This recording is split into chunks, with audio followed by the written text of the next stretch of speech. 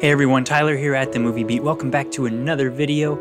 In this one, I'm going to be sharing my thoughts on the 2020 zombie drama film, #Alive.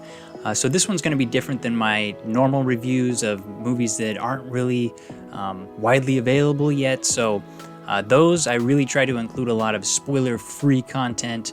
And this one is going to have heavy spoilers, so it's going to be in the Movie Beat Talk section. So please, if you have not seen the film #Alive and you don't want spoilers, go ahead and skip this one. So, directed by Il Cho, who has not directed anything before, so nothing really to base any previous work experience off of. But the actors, Yoo-in and Park Shin-hye, two of what I would consider the next generation of great acting talents in Korea. So something initially very attractive when looking at this zombie film going into it.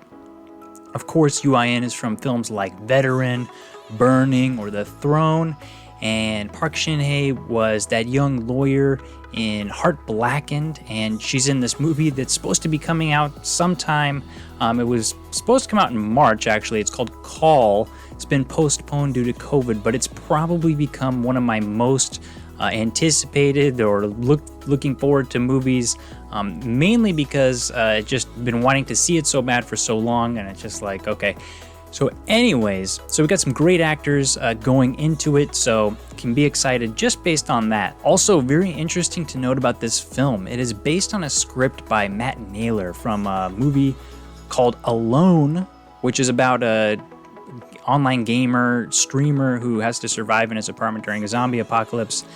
That is not out yet. It's actually coming out in October, so the fact that this was based on that script but came out before will be interesting to how that film is received. So this video is mainly going to be, I'm going to give you guys some reasons why I think this movie, #Alive, is one of the most realistic portrayals of survival that I've ever seen in this type of zombie movie. So before I get into the stages of survival that I think are so very well portrayed in this film, I just want to start with a couple other things that I liked about this movie. First of all, the opening titles, wow, pretty much some of the best opening titles that I've seen in a Korean movie for a while to get it started. Although I don't think the tone of the film really continued in that sense. The film tended to be much more of a drama rather than this horror action that it began as, but I really liked those opening titles. Also, as far as zombies go, and all of the Korean zombie movies that I've seen, I have to say that I think I like the zombies best in this movie, #Alive. Not only were they looked so good with the bleeding eyes, but I love the sounds that they made. I mean, sometimes they sounded like velociraptors from Jurassic Park as they were just hauling ass down the hallways in the apartment building. So really liked the zombies, although they weren't as powerful as I hoped. They were pretty cool looking. Okay, so why do I think this is one of the best portrayals of survival in the zombie genre? It's because I think I've watched a lot of that reality show Naked and Afraid on Discovery Channel. If you haven't seen it, you should check that out. Usually it's about some survivalists that go out and they get set into some crazy wilderness setting. They have no clothes, they get one tool that they can pick, and they have to survive like a month. So, similar situation as this movie, in the fact that very limited resources and a very harsh environment. Obviously, those people go into this situation very excited, and so it's going to change a little bit the first stage of survival that the film has, but I think it's more realistic. So, to begin with, stage number 1 of survival, the confusion stage. I think this film did a very good job at initially establishing the lead character, Junwoo, played by Yoo-in, his disbelief, his bewilderment of the situation that was going on. So this character, Junwoo, is like a gamer. He does a lot of like live streaming. He's got all the latest gadgets, very tech savvy, and he's alerted to this disaster from one of his online teammates in the game world that says, dude, you need to check out the news. And he goes and looks at the news, can't believe what he hears, looks out the window, hears everything going on. Pandemonium outside. Love the chaos in the parking lot or the grounds level of the apartment complex that he lives in. Everyone's running around, and I love that you couldn't really tell the difference between the infected and those who were not infected. So they look very similar, and I think it was done really well with the scene where this mother's standing with a butcher's knife in front of the apartment looking for her daughter, and her daughter is screaming for her mom, and they embrace, and then the daughter goes straight for the jugular, vampire style. So it was pretty horrific, and I loved that initial stage of bewilderment and confusion that is part of my stages of survival. So really good job done there. Moving on to stage 2 of survival that I think this film did a really good job of was this stage I'm calling ambition. And this is the stage where I think most people who go into survival mode aren't willing to give up so quickly, and everybody wants to survive, of course. So the character Juno in the film, he is very keen on surviving, and so I loved that this film shows him kind of just break down the supplies that he has in his apartment, and most importantly, the food supplies, and he kind of starts to ration out to see really how long he's going to be able to go. And also he's very ambitious because he's using all of his tech supplies and gadgets like drones to fly out the window and try to get cell service. He's just being really creative in this stage, really making his best effort to survive. So great portrayal of this ambition stage for survival. But also a very important stage for survival, the hunger stage. This film shows the hunger pretty good because not only is this actor, Yoo-in, just really good at showing a lot of expressions on his face, he looked hungry, but I liked how the film went for something very realistic. They went to the dad's precious alcohol cabinet because the tap's dry, the food's gone, and I love that he was like, I should have listened to Mom. I should have gone to the grocery store to stock up. Can't go more than 3 days without water, so I like that they remembered about the water situation, and so he went into the alcohol, and so he's got that kind of enjoyment factor, some interesting music being played, but hunger stage shown pretty good, and I like that alcohol component. And then another very important stage of survival that this film shows pretty good is this scared stage. Obviously this is a horror film, so this character Juno is scared for his life because there are flesh-eating zombies outside of his house. Maybe some of you guys know that most Koreans live with their families until they're married, and so even though he's like late 20s, maybe early 30s even character, he's at his family home and he's alone. So this is also kind of a Home Alone, if you will. He wakes up, he's got the note, and his family has left him there, and disaster happens. And instead of burglars trying to break in, we've got, hundreds and hundreds of zombies trying to break in. So it was good there with the fear factor. The next stage of survival that this film shows pretty well is that the character Juno, after the food starts running out, the alcohol starts getting pretty low, he is exhausted. And it's not like he's doing a lot, he's just very low energy. The other main character in this film, who we haven't actually met yet, Park Shin-hye, her character Yoo-bin, doesn't seem so exhausted. She seems like she's got a little bit more things figured out, maybe a little more stable mentally.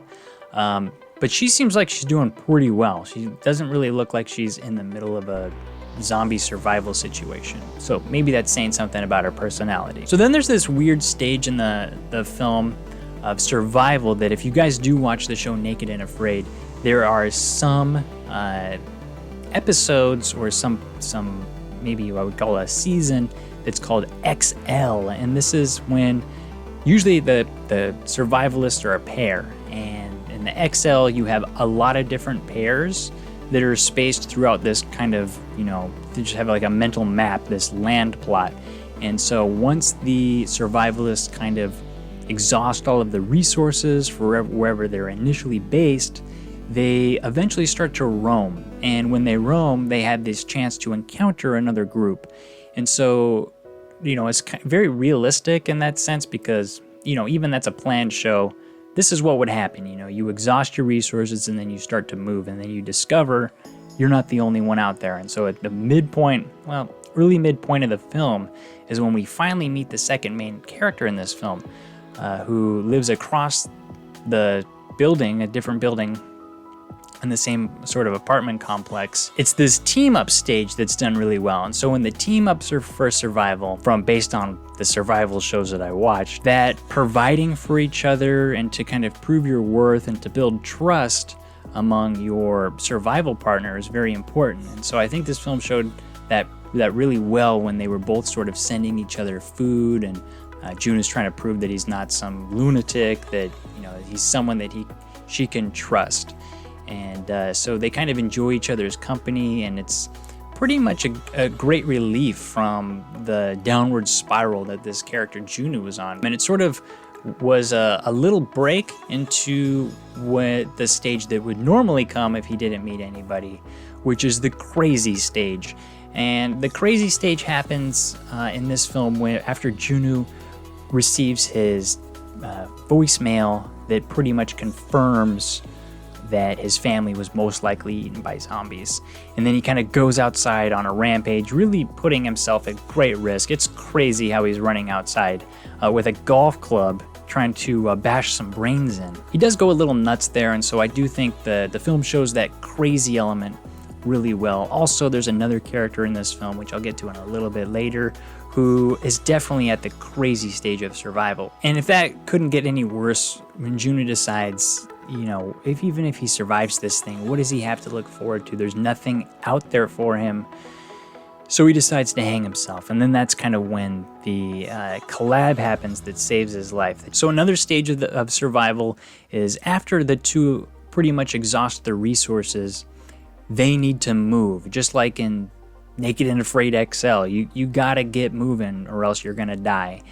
And this desperation stage was probably my favorite part of the movie, especially when Park Shin-hye's character Yubin, she was like this former mountain climber, rock climber, that really helps the believability factor for some of the things that she does in this one. You know, she's just so brave and willing to take risks.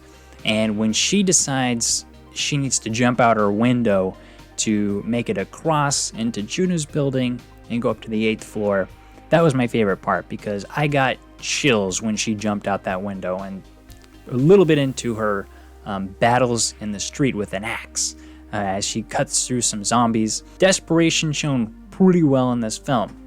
Then we get into what I call Defeated Part 1. After they decided to go to the 8th floor and they encounter this man who's in his crazy stage, and he is looking to feed Junu and Yubin, to at least Yubin, to his wife who has turned into a zombie. So this really dashes their spirits. They're in their pretty much biggest feeling of defeat after they survive this thing.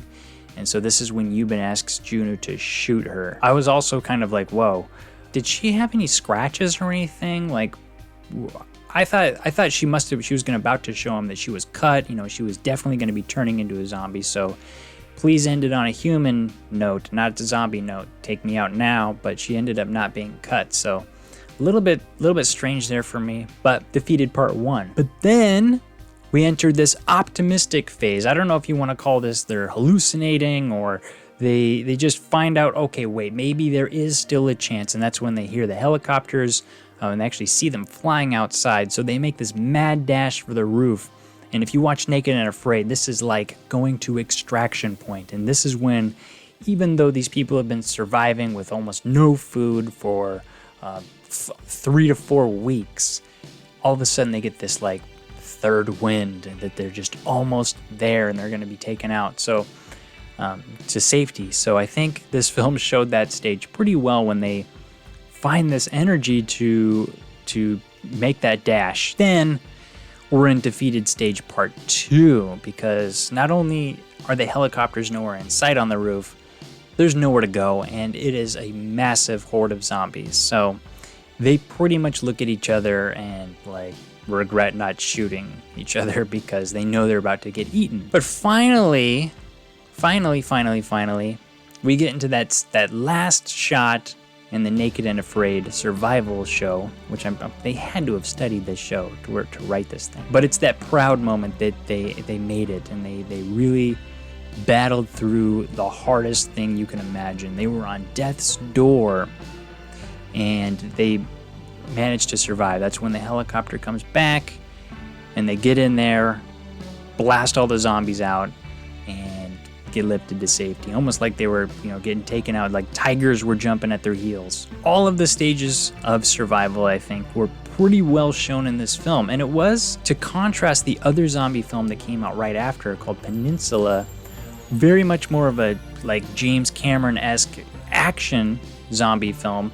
I like how this one was much more of a drama. You didn't even have to have the zombies. If there was a pandemic, which we have right now, I think a lot of people could relate to just being stuck at home and, did you buy enough supplies, and are you ready to, just hunker down for a long time? And this film was pretty timely in that sense, but also it has a bit of a different message towards its end that I thought was kind of interesting, because a lot of films have been very anti-SNS, anti-social media, for all of the negative effects that it's causing, but this is one where you're almost like, if it weren't for social media, they probably would not have been found. And it was kind of like, isn't this technology so great that despite everything that can happen, if people who are lost, or it's this voice that you can get out there. So that was an interesting message to end with, SNS wise. So that's why I think #Alive was one of the most realistic survival films, especially in the zombie genre. As far as all of the different types of survival films that you've seen, this one is probably what would have happened if the regular person was in that mode. So interesting on that sense. Let me know what you guys thought of the portrayal of survival in this film. Also, or just what your thoughts in general of this movie overall and how it relates to the zombie genre. That's it for this one. I'm Tyler at The Movie Beat. Thanks for watching, everybody. Until next time, keep watching movies.